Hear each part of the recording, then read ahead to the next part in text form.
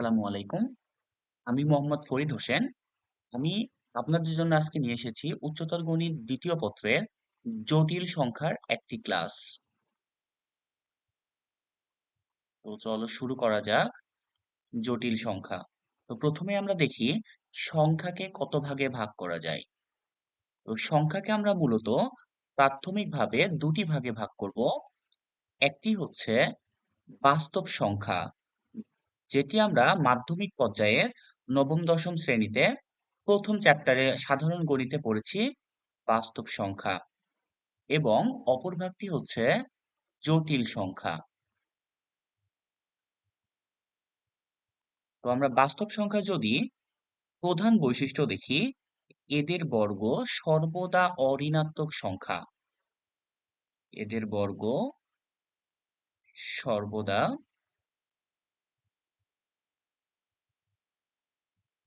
অঋণাত্মক সংখ্যা। যেমন আমরা যদি √4 এর বর্গ করি তাহলে এটি হবে হচ্ছে +4। এটি একটি অঋণাত্মক সংখ্যা, সামনে আমরা প্লাস দিতে পারি বোঝার সুবিধার্থে। যদি আমরা 3/4, এটিও একটি বাস্তব সংখ্যা, এটির যদি আমরা বর্গ করি তাহলে আসবে হচ্ছে 9/16, এটাও পজিটিভ। তাহলে আমরা বলতে পারি যে সকল বাস্তব সংখ্যার সবচেয়ে বড় বৈশিষ্ট্য হচ্ছে এদের বর্গ সর্বদা অঋণাত্মক সংখ্যা হবে। তো আমাদের আসলে মূল আলোচনাটা হবে জটিল সংখ্যা নিয়ে।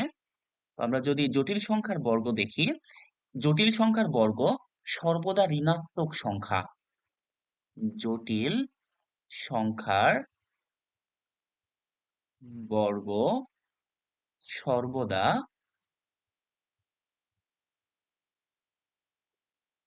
ঋণাত্মক সংখ্যা। তবে এটিকে আমরা বিশুদ্ধ জটিল সংখ্যা বলতে পারবো। বিশুদ্ধ জটিল সংখ্যার বর্গ একটি ঋণাত্মক সংখ্যা। তো দেখা যাক, আমরা যদি প্রথমে √4 একটা সংখ্যা নিয়ে নিই এবং এর যদি বর্গ করি, এর বর্গ, তাহলে আসবে √4 তার উপর স্কোয়ার আসবে -4। আমরা একটা সংখ্যার বর্গ করলাম এবং বর্গ পাইছি -4। অনুরূপভাবে যদি আমরা √9 এর বর্গ করি, এর বর্গ, তাহলে আসবে -√9 তার উপর স্কোয়ার, এটা আসবে হচ্ছে, আচ্ছা এখানে একটু মিস্টেক হয়েছে, আমাদের এখানে লিখতে হবে √9 তার বর্গ হবে -9। তো আসলে এই সলিউশন গুলা আসছে আসলে কোথায় থেকে সেটা যদি আমরা একটু দেখি। তো আমরা যখন সমীকরণ সমাধান করি, সমীকরণ সমাধান করার সময় অনেক সময় আমাদের সমীকরণটা এমন আসে x² + 1 = 0, বা অনেক সময় আমাদের এমন চলে আসে x² + 4 = 0, বা এমনও হতে পারে x² + 9 = 0। তো আমরা এই সমীকরণগুলো থেকে যদি x এর ভ্যালু বের করতে চাই, তাহলে আমাদের x² এই +1 অপরদিকে গেলে হবে -1। আমরা এখানে লিখতে পারবো x √−1। আচ্ছা, এবং এখান থেকে যদি আমরা লিখতে চাই তাহলে আমরা লিখতে পারবো x² -4। আমরা লিখতে পারবো x √−4। এখান থেকে যদি আমরা লিখতে চাই, আমরা লিখতে পারবো x² -9, x লিখতে পারবো রুটের মধ্যে -9। তো এই রুটের মধ্যে ঋণাত্মক সংখ্যা এটা সলভ করার জন্য বিজ্ঞান গণিতবিদ অয়লার তিনি √−1 এই সংখ্যাকে i ধরেছেন। অয়লার সর্বপ্রথম রুটের মধ্যে -1 এই সংখ্যাকে i ধরে এই সমীকরণগুলা সমাধান করেছেন। তো আমরা যদি দেখি √−1 যদি i হয়, আমরা এখানে যদি উভয় পক্ষকে বর্গ করি তাহলে √−1² i²। তাহলে আমরা এখান থেকে লিখতে পারবো যে -1 অপরদিক i²। তাহলে আমরা বুঝতে পারছি যে জটিল সংখ্যা সলভ করার সময় যেখানে আমরা আই স্কোয়ার দেখতে পাবো সেখানে আমরা -1 লিখে দিতে পারবো। তাহলে এটা হচ্ছে জটিল সংখ্যার আই এর বর্গ করলে আমরা পাচ্ছি -1। তো এইবার আসি তাহলে আমাদের যে আগে যে সংখ্যাগুলো আমরা করলাম সেগুলো একটু ক্যালকুলেশন করে দেখি। আমাদের প্রথম সংখ্যা ছিল রুটের মধ্যে -4। তো এই সংখ্যাটা সলিউশন করার জন্য আমরা কি করব? আমরা এমন লিখব 4 ইন্টু -1। তাহলে আমরা লিখতে পারবো 4। এই -1 এর পরিবর্তে আমরা যদি এখান থেকে দেখি যে -1 এর পরিবর্তে আমরা লিখতে পারবো আই স্কোয়ার। তাহলে আমরা লিখলাম 4i স্কোয়ার। এবং এইবার যদি আমরা রুট করে দিই, প্রথমে এই রুটটা 4 এর উপর আসবে, রুটটা 4 এর উপর আসলে হবে 2, আর আই স্কোয়ারের উপর পড়লে স্কোয়ার রুটে কেটে 2i হবে। এবার যদি আমরা দেখি রুট ওভার -9, তাহলে এটার ক্যালকুলেশন আমরা এমন লিখতে পারবো 9 ইন্টু -1। তাহলে আমরা লিখতে পারবো 9 into I square. That means এটাকে যদি বর্গমূল করা হয় তাহলে হবে 3i। অনুরূপভাবে যদি আমরা লিখি -16, তাহলে আমরা লিখতে পারবো root over 16 into -1 equal to, আমরা লিখতে পারবো root over 16i square equal to 4i। এখানে আমরা সব পূর্ণবর্গ সংখ্যা নিছি। এবার দেখা যাক এমন একটা সংখ্যা নিব যেটা পূর্ণবর্গ না। তো আমরা যদি এমন নিই, এখানে রুটের মধ্যে -20, তাহলে আমরা এরকম লিখতে পারবো রুট ওভার 20 ইন্টু -1। তাহলে আমরা লিখতে পারবো রুট ওভার 20 আই স্কোয়ার। তো আমরা জানি রুট যদি 20 এর উপর পড়ে তাহলে হবে হচ্ছে 2√5, আর আই স্কোয়ারের জন্য আসবে আই। তাহলে আমরা এইভাবে কোনো বর্গমূলের মধ্যে যদি ঋণাত্মক সংখ্যা থাকে তাহলে তার ক্যালকুলেশন করতে পারবো। তো এইবার দেখা যাক জটিল সংখ্যার সাধারণ আকার। তো এবার আমাদের আলোচ্য বিষয়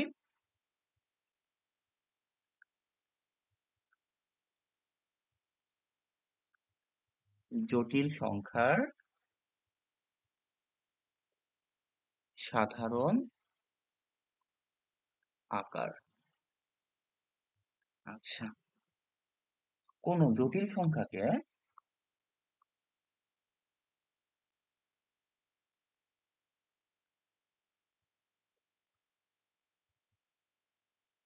z equal two a plus ib আকারে প্রকাশ করা যায়। অর্থাৎ a প্লাস ib হলো কোনো জটিল সংখ্যার সাধারণ আকার আকারে প্রকাশ করা যায়। তো জটিল সংখ্যার সাধারণ আকার যদি a প্লাস ib হয়, যেখানে a ও b উভয়ই বাস্তব সংখ্যা, যেখানে a ও b উভয়ই বাস্তব সংখ্যা। তো আমরা জটিল সংখ্যাটাকে যদি একটু ভালো করে দেখি, যে আমাদের সংখ্যাটা আছে z equal two a plus ib। তো আমরা দেখতে পাচ্ছি এই সংখ্যা দুইটি অংশ রয়েছে। প্রথম অংশটি a, যেখানে কোনো ইমাজিনারি অংশ i নেই, কাজে আমরা এই প্রথম অংশটুকুকে বলতে পারবো এটি হচ্ছে বাস্তব অংশ। এবং এইখানে যে অংশটি রয়েছে এই সম্পূর্ণ অংশটিকে আমরা বলতে পারবো কাল্পনিক অংশ।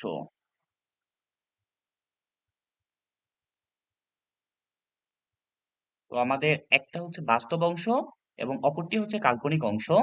যদিও এই আই দ্বারা কাল্পনিক বোঝায়, তো আমরা কাল্পনিক অংশের মান কত যদি জিজ্ঞেস করে তাহলে আমরা উত্তর দিব শুধু বি। কাল্পনিক অংশের মান হবে শুধু বি। তো দেখি এখান থেকে কেমন ধরনের কোশ্চেন অনেক সময় হতে পারে। অনেক সময় লিখে যে আর ই অফ জেড। তাহলে আর ই মিনস এখানে যে আমাদের বাস্তব সংখ্যা আছে, আমরা জানি বাস্তব সংখ্যার ইংরেজি হচ্ছে রিয়েল নাম্বার। তো রিয়েল নাম্বারের ফার্স্ট টু লেটার আর ই, তাহলে এখানে বোঝাচ্ছে যে জেড জটিল সংখ্যাটির রিয়েল অংশ কতটুকু। তো আমরা যদি জেড জটিল সংখ্যাটুকু রিয়েল অংশ দেখি, এইটা হচ্ছে আমাদের এইখানে এ। আচ্ছা, এবং কাল্পনিক অংশের ইংরেজি হচ্ছে ইমাজিনারি পার্ট। Imaginary part. তো এইটাকে আমরা সংক্ষেপে লিখতে পারবো আইএম। অর্থাৎ যদি আমাদের জিজ্ঞেস করে আইএম জেড, তাহলে আমরা বলবো এটার উত্তর হবে বি। তো আমরা দেখি কিছু জটিল সংখ্যার সাধারণ আকারে আমরা এক্সাম্পল হিসাবে কিছু জটিল সংখ্যা লিখি। আচ্ছা, আচ্ছা। তো প্রথমে আমরা একটা জটিল সংখ্যা নিলাম, আমরা এটাকে জেড ওয়ান ধরলাম। জেড ওয়ান হচ্ছে 3 - 4i। তো এখানে যদি আমরা জিজ্ঞেস করি এর ভ্যালু কত, মানে আমরা যদি আদর্শ আকারের সাথে বা সাধারণ আকারের সাথে যদি আমরা কম্পেয়ার করি, এর ভ্যালু হবে হচ্ছে আমাদের 3, আর বির ভ্যালু হবে হচ্ছে -4। অর্থাৎ এখান থেকে যদি তোমাকে জিজ্ঞেস করা হয় যে real part of Z one কত, তাহলে তোমাকে বলতে হবে এখানে real part of Z one হচ্ছে 3। এবং যদি জিজ্ঞেস করা হয় imaginary part of Z one কত, তাহলে বলতে হবে -4। আচ্ছা, আমরা আরেকটা এক্সাম্পল নিই। এইবার আমরা এক্সাম্পল হিসাবে নিব Z two equal to -i। তো আমাদের এই সংখ্যাটা বোঝার জন্য আমরা 0 - i এভাবে বিবেচনা করব। তাহলে এখানে আমরা লিখতে পারবো real part of Z two. Z two real part হচ্ছে 0। এবং আমরা যদি বলি imaginary part of Z two, তাহলে এইটা হবে হচ্ছে এখানে আই এর কফিসিয়েন্ট বা সহগ কত, আমরা বলতে পারবো -1। That means imaginary part of Z two equal to -1। তো এভাবে আমরা যে কোনো জটিল সংখ্যার রিয়েল পার্ট এবং ইমাজিনারি পার্টটাকে আলাদা করতে পারি। তো এবার আসি জটিল সংখ্যাকে আমরা ক্রমজোড় আকারে প্রকাশ করতে চাচ্ছি। তাহলে আমরা লিখি জটিল সংখ্যার ক্রমজোড়। আচ্ছা, তো যদি আমরা ধরে নিই, ধরি একটি জটিল সংখ্যা z equal to x plus i y. That means আমরা যখন a প্লাস আইবি ধরছিলাম, a প্লাস আইবি দ্বারা বোঝাচ্ছিল যে a হচ্ছে কফিসিয়েন্ট, b হচ্ছে কফিসিয়েন্ট। ঠিক তেমনই এখানে x ও আমাদের কফিসিয়েন্ট, y ও আমাদের কফিসিয়েন্ট। তো এর ক্রমজোড় কেমন হবে? এর ক্রমজোড় হবে,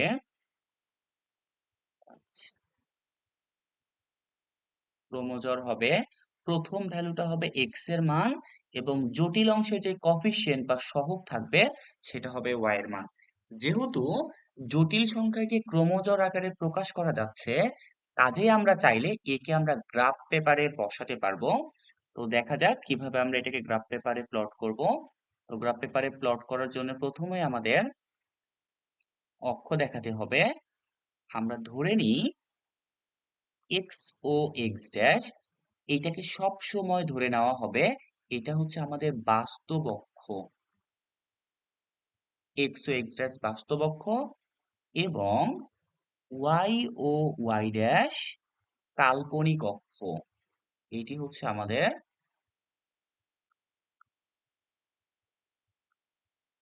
কাল্পনিক অক্ষ। তাহলে আমরা যদি এই জটিল সংখ্যাটা আমরা এখানে গ্রাফে বসাতে চাই, তাহলে এখানে প্রথম স্থানাঙ্ক আছে এক্স। এর অর্থ কি? আমাদের মূল বিন্দু থেকে শুরু করে এইদিকে এক্স পরিমাণ দূরত্ব যেতে হবে। অর্থাৎ আমরা ধরে নিচ্ছি এই দূরত্বটুকু আমাদের এক্স দূরত্ব। তাহলে এরপরে ওয়াই ডিরেকশনে আমাদের ওয়াই অক্ষ বরাবর আমাদের ওয়াই পরিমাণ যেতে হবে। তাহলে আমরা দেখতে পাচ্ছি এখান থেকে যদি আমরা ওয়াই পরিমাণ যাই, তাহলে এইখানে আমাদের একটা পয়েন্ট পাওয়া যাবে যেটা হবে পি এক্স কমা ওয়াই। তো আমরা এই অংশটাকে যদি একটু ডটেড লাইন দিয়ে দেখাই, যে আমাদের পি এক্স কমা ওয়াই যেতে হলে আমাদের এই দিকে যেতে হবে এক্স পরিমাণ, এবং এই দিকে নামতে হবে, এটা হচ্ছে আমাদের ওয়াই পরিমাণ। অর্থাৎ আমরা প্রথমে এক্স অক্ষের পজিটিভ দিকে এক্স পরিমাণ গেলাম, এখান থেকে উপরের দিকে ওয়াই পরিমাণ গেলাম, তাহলে যে বিন্দুটা পাবো এটাই হচ্ছে আমাদের এই জেড জটিল সংখ্যার প্রকাশ। আমরা যদি এখানে যোগ করে দিই, তাহলে এটা হচ্ছে একটা জটিল সংখ্যার কার্টেসীয় প্লট হয়ে গেল। তো আমরা এইখানে যে চিত্রটা আঁকলাম, এই চিত্রটার নাম হচ্ছে আর্গা চিত্র। এটা গণিতবিদ আর্গা এই কাজটা প্রথম করছে। তার নাম অনুসারে চিত্রটার নাম হচ্ছে আর্গা চিত্র। তো আমাদের একটা কোশ্চেন আছে এখান থেকে বইয়ে, যে একটা জটিল সংখ্যা দেওয়া আছে দিয়ে বলছে এর আর্গা চিত্র অঙ্কন করো। ফর এক্সাম্পল, আমরা যদি দেখি একটা জটিল সংখ্যা z equal to -1 plus √3i এর আর্গা চিত্র অঙ্কন করো। এর আর্গা চিত্র অঙ্কন করো। তো আমরা দেখি এর আর্গা চিত্র কেমন হবে। তো প্রথমে আমাদের ক্রোমোজোরটা ঠিক করে নিতে হবে যে এখান থেকে ক্রোমোজোর কত পাওয়া যাবে। আমরা এখান থেকে ক্রোমোজোরটাকে যদি p লিখি, এখানে বাস্তব অংশ -1, তাহলে এইখানে প্রথমে দিলাম -1 এবং কাল্পনিক অংশের সহগ হচ্ছে, দ্যাট মিন্স ইমাজিনারি পার্ট হচ্ছে √3। তাহলে আমাদের যে প্রাপ্তিস্থানীয় স্থানাঙ্কটা হবে -1, √3। এইটা যদি আমরা গ্রাফ পেপারে বসাতে যাই, তাহলে আমাকে প্রথমে অক্ষ আইডেন্টিফাই করে নিতে হবে, এক্স ও এক্স ড্যাশ, ওয়াই ও ওয়াই ড্যাশ। প্রথমে আমাদের এক্স এর স্থানাঙ্ক আছে -1, অর্থাৎ আমাদের প্রথমে এক্স অক্ষের ঋণাত্মক দিকে -1 ঘর যেতে হবে। ঋণাত্মক দিকে আমরা এখানে 1 ঘর যাব, এটা হচ্ছে 1। এবং ওয়াই অক্ষের পজিটিভ দিকে অর্থাৎ কাল্পনিক অক্ষের দিকে আমরা √3 ঘর যাব। তো আমরা অনুমান করে বলতে পারি এতটুকু হচ্ছে √3। তাহলে আমাদের কি করতে হবে, এই হচ্ছে আমাদের আলগা চিত্র, যেখানে আমরা বলতে পারবো -1, এবং আমরা চাইলে এই দূরত্ব আমরা অ্যাড করে দিতে পারি।